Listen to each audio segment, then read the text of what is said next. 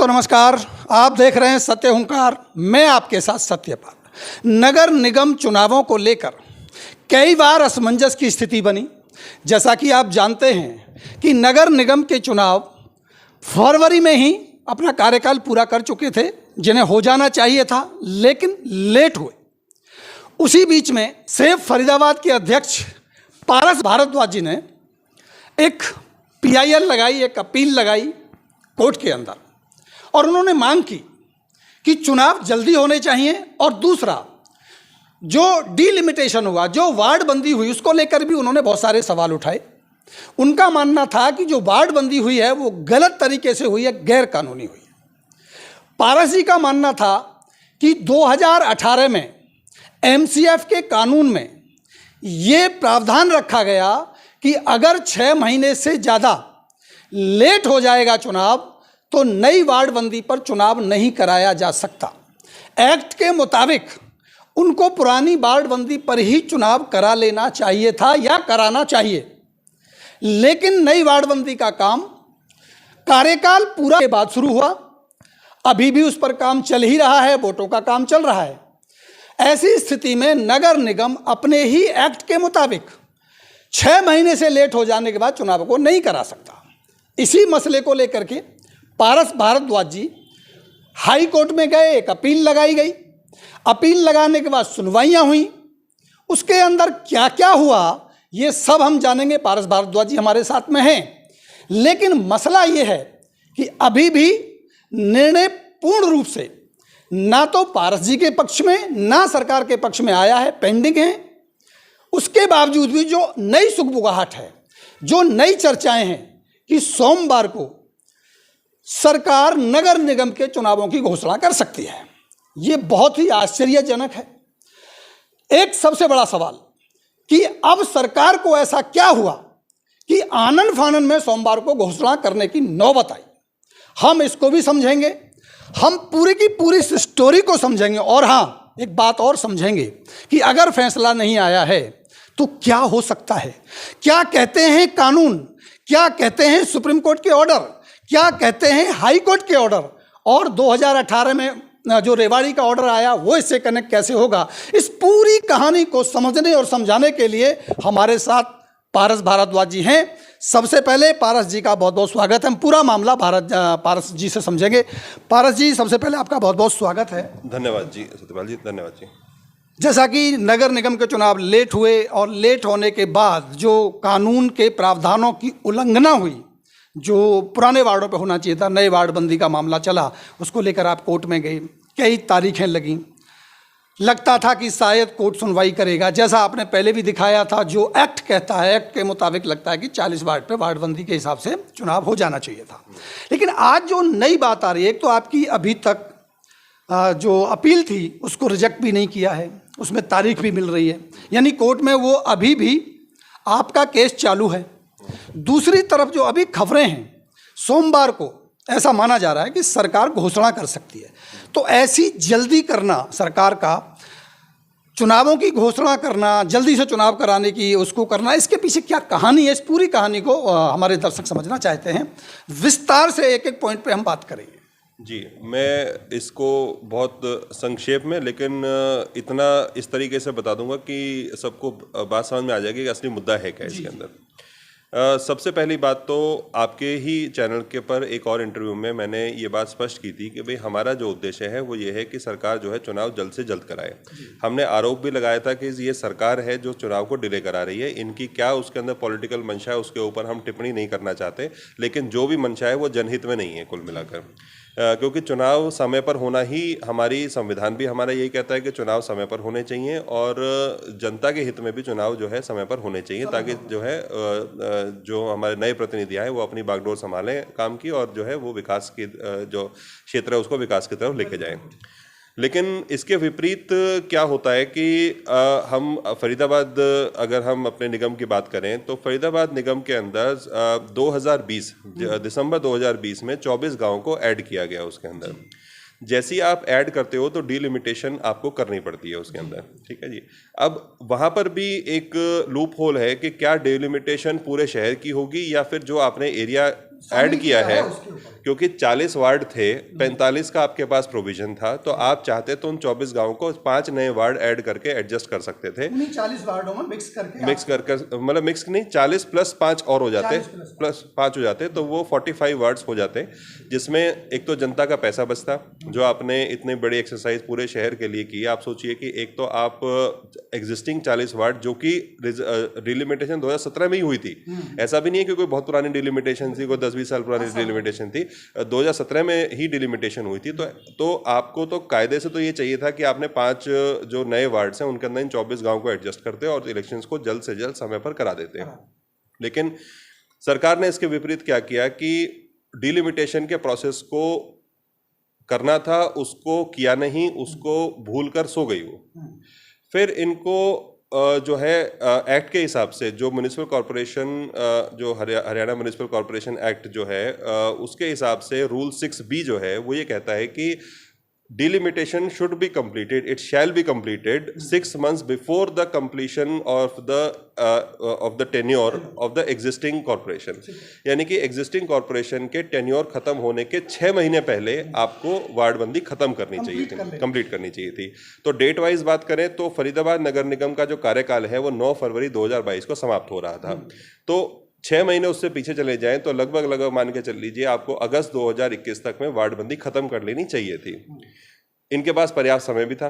दिसंबर 2020 में इन्होंने जो है गांव ऐड किए थे, तो दिसंबर के बाद आप लगा लीजिए जनवरी, फरवरी, मार्च, अप्रैल, मई, जून, जुलाई, अगस्त, लगभग 8 महीने मिले थे इनको, जिसमें कि ये वार्डबंदी को करा सकते थे। इन्होंने वो 60 महीने के अंदर कोई काम नहीं किया वार्डबंदी। एक बात और इसमें जोड़ दें कि ये जो एक्ट आप 6B की बात कर रहे हैं, ये उस समय नहीं था जब एक्ट बनाया गया था, ये 2018 में, यानी जो पहली वार्डबंदी हुई 2018 का अमेंडमेंट, बाद ये अमेंडमेंट आया। तो आप ये भी नहीं कह सकते कि पहली वार्डबंदी भी ऐसे हमने करा ली थी इसलिए शायद इसको करा लिया। पहली वार्डबंदी में ये रूल नहीं था, इस वार्डबंदी में ये रूल आया। 2018 में अमेंडमेंट आया। और ये बड़ी हास्यास्पद बात है कि सरकार अपने ही बनाए हुए जो एक्ट्स है, अपने ही बनाए हुए जो अमेंडमेंट्स हैं, उन्हीं को फॉलो नहीं कर रही है। ये हरियाणा सदन का ये एक्ट है जो 2018 में इन्होंने पास किया, अमेंडमेंट जो पास किया। खैर, हम दोबारा उसी बात पर आते हैं कि अगस्त 2021 तक इनको कंप्लीट करा लेना चाहिए था। इसके अंदर इनको 8 महीने का समय मिला था, इन्होंने उसको पूरा नहीं कराया। जो हमारे पास जो विभिन्न सुनवाइयों में जो स्टेट इलेक्शन कमीशन ने जवाब दिया है, जो हरियाणा अर्बन लोकल बॉडीज के डायरेक्टर ने जो जवाब दिया है, दोनों ने ही MCF कमिश्नर जो है उनके ऊपर उन्होंने आरोप लगाया है कि भाई हम इनसे बार बार रिमाइंडर्स डाल रहे थे, लेकिन इन्होंने हमारी किसी भी रिमाइंडर का जवाब नहीं दिया, किसी भी हमारे जो नोटिस है उसका जवाब नहीं दिया इन्होंने। वो हमारे पास लिखित में उसमें कोई ऐसी वो नहीं है। तो फिर क्या होता है जी कि दिसंबर 2021 में अचानक से इनको याद आता है कि भाई अब इलेक्शन कराने हैं, ड्यू हो गए हैं, लेकिन डिलिमिटेशन के उससे कराएंगे ताकि इलेक्शन डिले हो जाए। ठीक है, मैं इसमें सीधा सीधा सा इनका पॉलिटिकल रीजन बताऊंगा कि टेक्निकल चीजों को छोड़कर, कानून को छोड़कर, संविधान को छोड़कर, एक्ट को छोड़कर, इन्होंने पॉलिटिकल कंसिडरेशंस करते हुए इसको एक हथियार की तरह इस्तेमाल किया, वार्डबंदी को एक टूल की तरह इस्तेमाल किया इस सरकार ने, ताकि इलेक्शन जो है वो डिले हो, वो लेट किया जा सके। बड़ी विचित्र सी बात है कि एक टेंडर नोटिस इशू करते हैं ये लोग दिसंबर के अंदर, जो कि मुझे एग्जैक्ट डेट ध्यान नहीं है, तो आई थिंक वो 20 जनवरी को इन्होंने 20 दिसंबर 2021 को इन लोगों ने इशू किया, और उसमें सिर्फ एक हफ्ते का समय दिया और 26 या 27 तारीख को इन्होंने क्लोज कर दिया वो। ठीक है, तो बड़ा शॉर्ट नोटिस का 10 दिन का शायद टेंडर इन्होंने निकाला। एग्जैक्ट डेट मेरे पास लिखी हुई है, मुझे वाली याद नहीं है, लेकिन था दिसंबर में ये लोग जनगणना के लिए टेंडर, 2 टेंडर्स इशू करते हैं, 2.25 करोड़ रुपए के। ये बात हम पहले वीडियो में स्पष्ट कर चुके हैं जी, और इस बात को कह चुके हैं कि ये गलती इनसे हुई। हाँ, इसी बात को लेकर के आप कोर्ट में गए। हम कोर्ट में गए। अब सवाल जो नहीं, हमने इनको नोटिस भेजा, हमने इनको नोटिस भेजा कि भाई ये जो आप कर रहे हो ये गलत कर रहे हो, लीगल नोटिस भी हमने भेजा, लेकिन इन्होंने उसको कोई जवाब नहीं दिया, कोई रिप्लाई नहीं किया। अब उसके बाद फर्दर क्या होता है कि भाई साइमल्टेनियसली ये इसी तरह के 2 केसेस महाराष्ट्र में और मध्य प्रदेश में भी पेंडिंग थे, जहां पर निकाय चुनाव जो हैं वो डिले हो रहे थे। इसी तरह की स्थिति थी। डिलिमिटेशन वहां पर क्या था कि पहले डिलिमिटेशन जो है महाराष्ट्र के अंदर, पहले डिलिमिटेशन जो है वो प्रेरोगेटिव था इसका अपने स्टेट इलेक्शन कमीशन का, और उससे स्टेट इलेक्शन कमीशन कराता था डिलिमिटेशन पहले। इन्होंने फिर 2022 के अंदर एक्ट के अंदर बदलाव लेके आए और इन्होंने कहा कि सरकार कराएगी उसको, मतलब जो एग्जिस्टिंग गवर्नमेंट है वो कराएगी डिलिमिटेशन। तो उसकी वजह से फिर उन्होंने कहा जी इलेक्शन डिले हो रहे हैं, हम डिलिमिटेशन करा रहे हैं। तो सुप्रीम कोर्ट ने उसके ऊपर संज्ञान लेते हुए उन्होंने कहा कि भाई डिलिमिटेशन जो है वो एक लॉन्ग प्रोसेस है, कॉम्प्लिकेटेड प्रोसेस है, टाइम टेकिंग प्रोसेस है। तो उसकी वजह से जो आर्टिकल 243E और 243U जो कि मैंडेट करता है कि भाई चुनाव जो है वो समय पर होने चाहिए, तो संविधान का उल्लंघन नहीं होना चाहिए, इसलिए आप जो है इलेक्शंस को टाइम पे कराइए और इलेक्शंस को टाइम पर कराने को प्रायोरिटी दीजिए, ना कि डिलिमिटेशन को या किसी अन्य और किसी बात को। मध्य प्रदेश के अंदर भी सेम इसी तरह का मैटर वो चल रहा था कि भाई ओबीसी की रिजर्वेशन को लेकर चल रहा था, और हमारे हरियाणा के अंदर भी एक और एप्लीकेशन, एक और रिट जो है वो पेंडिंग थी। दीपकरण दलाल जी जिसको लड़ रहे थे, ओबीसी रिजर्वेशन को लेकर लड़ रहे थे, उसके ऊपर भी लगातार सुनवाई चल रही थी। तो उनकी रिट के ऊपर, हमारी रिट के ऊपर लगातार एक साथ ही सुनवाई हो रही थी। अब 10 तारीख को 10 मई 2022 को एक ऑर्डर आता है, मध्य प्रदेश का ऑर्डर आता है, जिसके अंदर सुप्रीम कोर्ट ने ये गाइडलाइंस दी कि भाई ऑर्डर आपके पास है तो जी मेरे पास एक, मैं भी दर्शकों को दिखाऊंगा कि वो क्या ऑर्डर है, वो ऑर्डर क्या कहता है। जी, जो ये ऑर्डर है सुरेश महाजन versus state of Madhya Pradesh, इसके अंदर सुप्रीम कोर्ट ने बड़ा क्लियरली ओबीसी की रिजर्वेशन को सेट असाइड कर दिया है कि भाई ओबीसी की रिजर्वेशन जो है वो ट्रिपल टेस्ट के आधार पर होगी। अगर ट्रिपल टेस्ट, अगर आपके दर्शक समझना चाहें तो बड़े संक्षेप में बता देता हूँ कि ट्रिपल टेस्ट होता क्या है। ट्रिपल टेस्ट होता है कि जब भी हम कोई एक पॉपुलेशन, जैसे ओबीसी के ऊपर खास तौर से सुप्रीम कोर्ट की गाइडलाइंस हैं कि भाई आप 3 लेवल पर ओबीसी रिजर्वेशन को असरटेन करेंगे। सबसे पहला तो ये देखेंगे कि जो अब तक ओबीसी रिजर्वेशन है या जो भी रिजर्वेशन है संविधान के अंदर, वो अभी तक भी पॉलिटिकल रिजर्वेशन कहीं पर भी नहीं है, या तो एजुकेशन के अंदर है या एम्प्लॉयमेंट के अंदर है, ठीक है, इन दो के अंदर है। लेकिन ऐसा जरूरी नहीं है कि अगर कोई समाज, कोई जाति अगर एजुकेशनली पिछड़ी हुई है, इकोनॉमिकली पिछड़ी हुई है, कहीं एम्प्लॉयमेंट में पिछड़ी हुई है, तो वो पॉलिटिकली भी पिछड़ी हुई है, क्योंकि पॉलिटिकल जो है वो पॉपुलेशन का आधार होता है, ठीक है, उसमें किसी का पिछड़ापन वो नहीं है। अगर मान लीजिए कि बहुत सारे लोग एक कम्युनिटी के एक क्षेत्र में रहते हैं, मान लीजिए 70% लोग उसी कम्युनिटी के हैं, तो जाहिर सी बात है वो पॉलिटिकली वही लोग आगे आएंगे, अन्य जो कम्युनिटीज हैं वो नहीं आएंगी। तो it is all about number, it's a game of numbers. लेकिन एजुकेशन बैकवर्डनेस और जो employment backwardness, it is not the game of numbers, it is the game of opportunities. कि आपको अपॉर्चुनिटीज़ नहीं मिली सोशल फैब्रिक की वजह से, ये सारी चीज़ें हैं, तो इसलिए वहाँ पर रिजर्वेशन मिली हुई है, लेकिन उसका मतलब ये नहीं कि आपको उसी बेसिस पर वहाँ पर मिलेगी। तो सबसे पहले तो आपने ये टेस्ट करना है कि क्या ये पॉलिटिकली बैकवर्ड है या नहीं है, ठीक है। तो पहला टेस्ट तो ये हो गया। दूसरा टेस्ट इसके अंदर जो है वो ये है कि भाई जो ओबीसी की पॉपुलेशन और एससी की पॉपुलेशन और एसटी की पॉपुलेशन मिलाकर किसी भी स्टेट के अंदर 50% से ज़्यादा ना हो, ठीक है, ये दूसरा टेस्ट हो गया।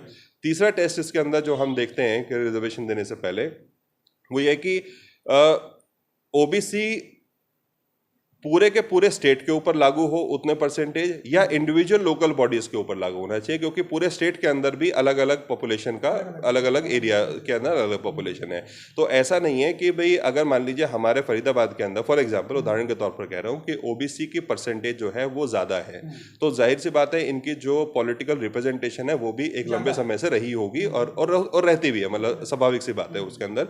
तो हो सकता है कि हमारे लिए जो ओबीसी के रूल्स हैं वो अलग हो, उसकी रिजर्वेशन को लागू करने के रूल्स अलग हो, और किसी अन्य क्षेत्र के अंदर वो अलग हो, ठीक है। तो ये 3 पैमाने हैं, 3 पैरामीटर्स हैं जिनके ऊपर सुप्रीम कोर्ट ने ट्रिपल टेस्ट की एक आधारशिला रखी हुई है। ये ट्रिपल टेस्ट कंडक्ट कराना होता है जो ओबीसी कमीशन है उसने कंडक्ट कराना होता है। हरियाणा में तो खैर इस आयोग का ही गठन नहीं हुआ अभी तक, तो जब आयोग का गठन नहीं हुआ, इसने कोई पॉपुलेशन काउंट नहीं कराया, इसने इस तरह के कोई टेस्ट नहीं कराया, ट्रिपल टेस्ट कराया नहीं स्टेट के अंदर, तो ओबीसी की रिजर्वेशन कैसे नहीं हो सकती। तो सिमिलर ग्राउंड्स के ऊपर जो मध्य प्रदेश में ग्राउंड्स थे वही हरियाणा में ग्राउंड्स थे। तो सुप्रीम कोर्ट ने ये ऑर्डर के जरिए ये कह दिया कि भाई जितने भी स्टेट्स में इस तरह की समस्या आ रही है तो वहां पर भी इसी ऑर्डर को मान्य रखा जाए। सभी स्टेट के लिए, सभी स्टेट्स और यूनियन टेरिटरीज पे मान्य होगा बीसी का आप रिजर्वेशन। हाँ, तो इसके हिसाब से क्या है कि ये जो ओबीसी की जितनी भी सीट्स हैं, चाहे वो मेयर की सीट है, चाहे वो किसी वार्ड के अंदर रिजर्वेशन की सीट्स हैं, वो सेट असाइड कर दी जाएंगी और उनकी जगह जो है वो जनरल कैटेगरी के अंदर हो जाएगा। तो इसके अंदर क्लियर है कि which is the constitutional requirement, the rest of the seats must be notified as for the general category, यानी कि एससी और एसटी को छोड़कर बाकी जितनी भी सीट्स हैं जहां पर ओबीसी की रिजर्वेशन आप अब तक दे रहे थे वो जनरल कैटेगरी में बन जाएंगी, और वो तब तक बन जाएंगे जब तक स्टेट्स अपनी जो ट्रिपल टेस्ट है उसको पूरा ना करा लें, और दूसरा जो है वो पॉपुलेशन की प्रॉपर काउंटिंग ना करा लें, और वो भी थ्रू एन कमीशन, पिछड़ा वर्ग जो आयोग है वो गठित होगा स्टेट लेवल पर, तब वो होगा। इसकी घोषणा भी मुख्यमंत्री ने कर दिया कि इसके बाद कि हम ऐसा ऐसा करेंगे, मतलब उसमें तो जब तक वो नहीं हो, जब तक रिजर्वेशन नहीं हो सकती। ये ऑर्डर तो क्लियर हो गया, ये ऑर्डर क्लियर हो गया। अब इसमें जो आपका मामला था, जो आपकी मांग थी, जो आपका प्रेयर था कोर्ट के सामने, हमारे उसकी स्थिति क्या बनी? देखिए, उसकी अभी कोर्ट में सुनवाई चल रही है और इवन इसके अंदर भी क्लियर जो है कोर्ट ने कर रखा है। कोर्ट ने इसमें क्लियर ये कर रखा है कि इलेक्शन उस वार्ड बंदी से होंगे जो जब इलेक्शन ड्यू था उस समय की जो एग्जिस्टिंग वार्ड बंदी होगी उसके बेसिस पर इलेक्शन होंगे। ठीक है, तो ऑर्डर बड़ा क्लियर है।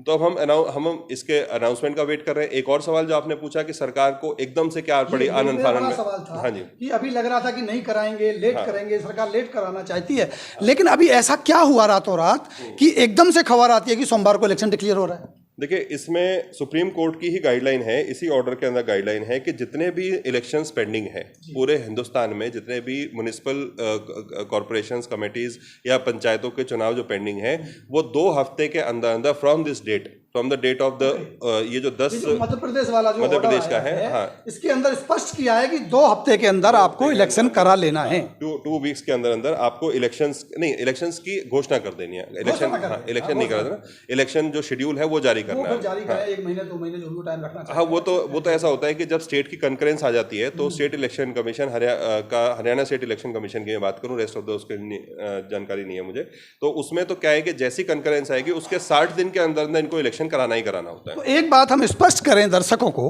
कि अगर आप ऐसा सोचते हैं कि नगर निगम मेहरबान है, सरकार मेहरबान है, जल्दी से इलेक्शन कराना चाहती है, ये बिल्कुल सोच गलत है। कहीं ना कहीं सुप्रीम कोर्ट का ऑर्डर ये कहता है कि अब आपको 2 हफ्ते के अंदर अंदर इलेक्शन को डिक्लेयर करना होगा। 10 तारीख का ऑर्डर है, 2 हफ्ते का मतलब आपका 14 दिन, यानी 24 तारीख से पहले पहले आपको घोषणा करनी होगी। तो ये माना जाए कि सरकार ने जो तैयारी की है इलेक्शन को घोषणा करने की, ये कहीं ना कहीं इस ऑर्डर की देन है, इस ऑर्डर की। मैं सही हूं अपनी जगह? बिल्कुल बिल्कुल, आप 100% ठीक है। और इसके अंदर इलेक्शन बड़ा स्ट्रिक्ट ऑर्डर दिया हुआ है कि भाई, और इसमें कोई भी स्टेट इलेक्शन कमीशन जो है कोताही ना बरते, इसके अंदर कहीं पर भी किसी तरीके का डिले कोर्ट बर्दाश्त नहीं करेगा। और यहाँ तक भी क्लियर किया है कि अगर कोई भी रिट पिटीशंस पेंडिंग है हाई कोर्ट में, किसी भी रेस्पेक्टिव हाई कोर्ट में या किसी भी सिविल कोर्ट के अंदर, तो ये जो ऑर्डर है उन सबको सुपरसीड करता है, उन सब के ऊपर माना जाएगा।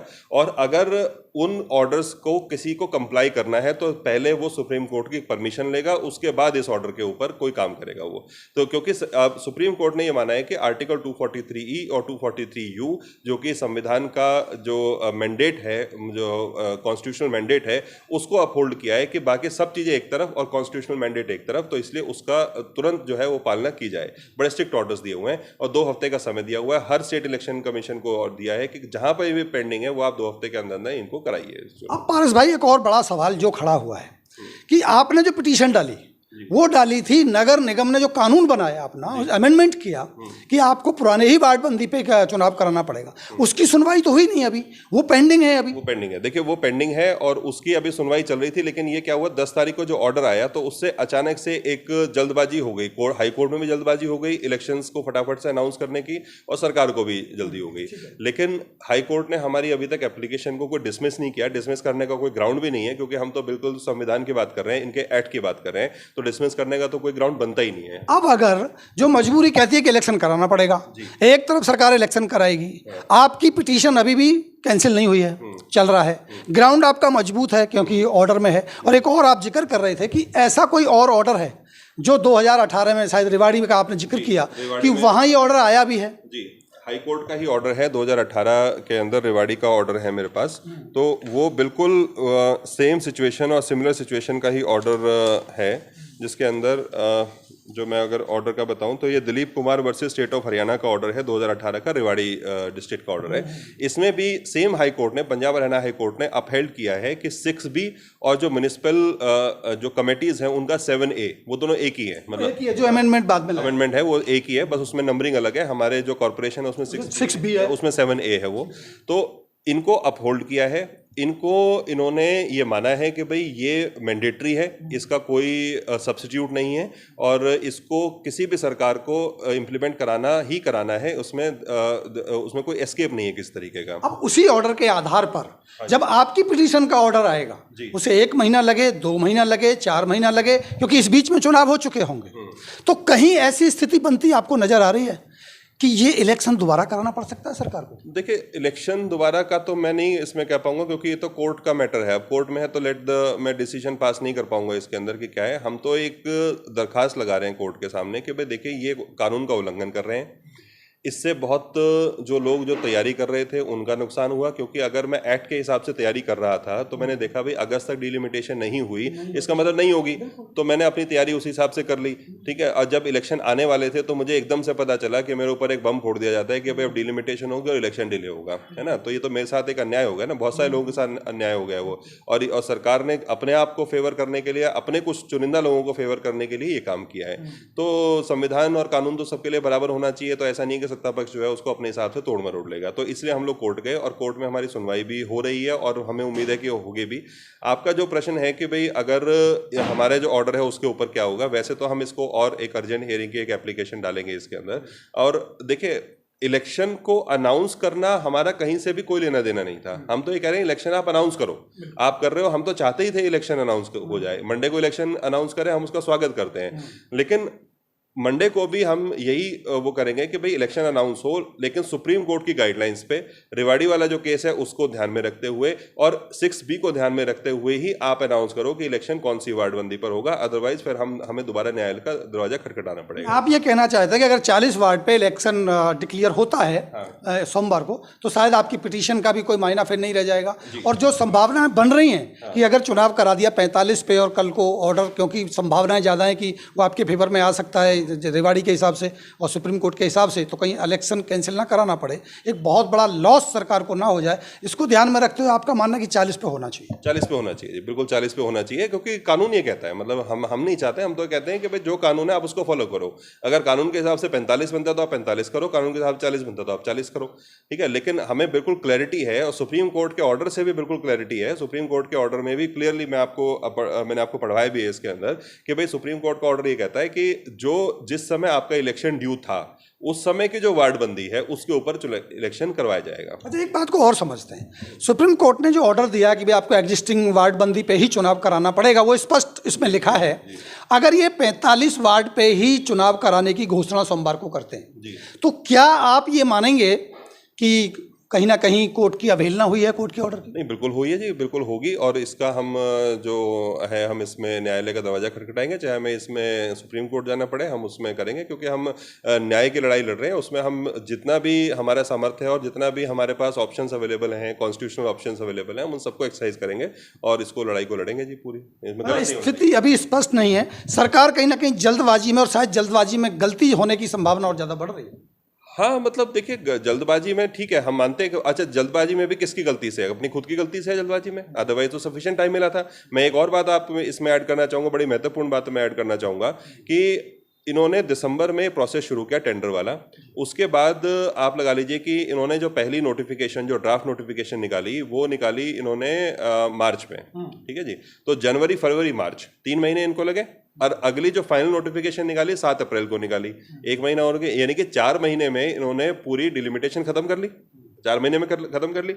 तो ऐसा क्या काम था कि जो 4 महीने में तो हो सकता है, लेकिन जो 8 महीने मिले थे आपको जेन्युइन, उसमें नहीं हो पाया। ठीक है, डबल टाइम में हो नहीं पाया।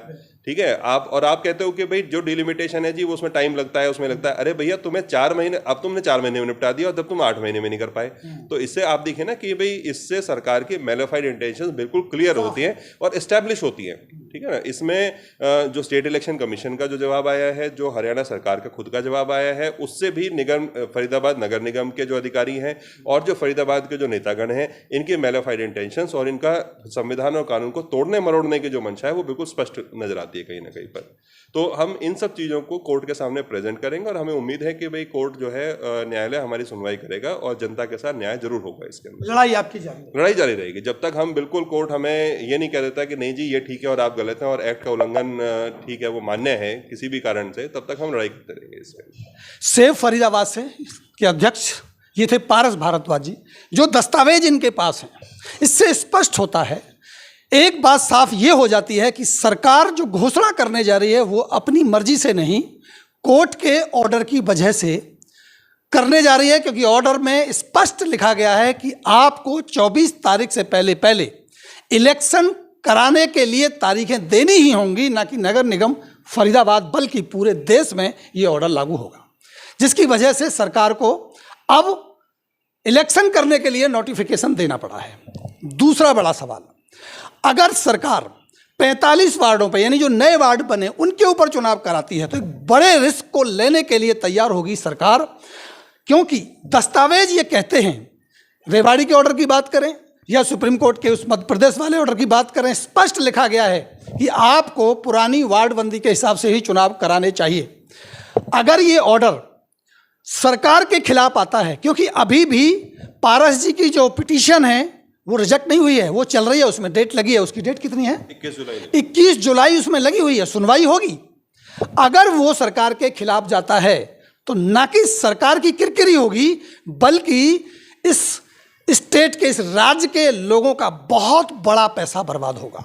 अब ये देखना होगा कि सरकार ये बड़ा रिस्क किस आधार पर ले रही है, क्या उसको भरोसा है। लेकिन पारस भारद्वाज जी का ये कहना है कि हम हर हाल में न्याय की लड़ाई लड़ने के लिए अपने संघर्ष को जारी रखेंगे। अगर हमें सुप्रीम कोर्ट तक भी जाना होगा तो हम सुप्रीम कोर्ट तक भी जाएंगे, बिल्कुल जाएंगे। तो ऐसी ही कुछ और खबरों के लिए आप जुड़े रहिए सत्य हुंकार के साथ। पड़ताल हमारी जारी रहेगी, नज़र हमारी बनी रहेगी, हर खबर पर आपको नज़र हम देते रहेंगे। बहुत बहुत धन्यवाद पारस जी, आपने बहुत स्पष्टता से अपनी बात को रखा।